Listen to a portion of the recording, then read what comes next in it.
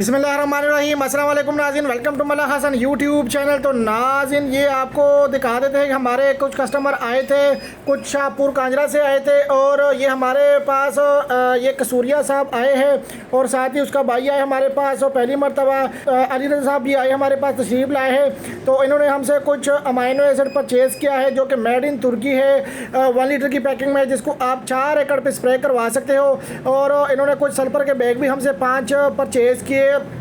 ये माशाल्लाह हमारे पास आते रहते, कभी मैग्नीशियम लेते, कभी पोटाश लेते, काफ़ी वैराइटीज़ ये हमारे से हासिल करते हैं और यहाँ से काफ़ी माल ये लेके जाते हैं। तो आप भी जल्दी जल्दी रब्ता करें, जल्दी जल्दी अपने शहर में माल मंगवाएं, या इधर आप शॉप पर भी आ सकते हो, विज़िट कर सकते हो, यहाँ से आप माल परचेज़ कर सकते हो।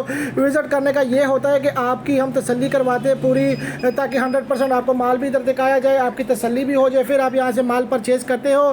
तो माशाल्लाह ये आप देख सकते हो, ये 5 बैग सल्फ़र के लोड हो गए आपके सामने, आप देख सकते हो। तो आप भी जल्दी जल्दी रब्ता करें। तो स्क्रीन के ऊपर चलते हुए नंबर पे रब्ता कीजिएगा 0325 25 66 99 2।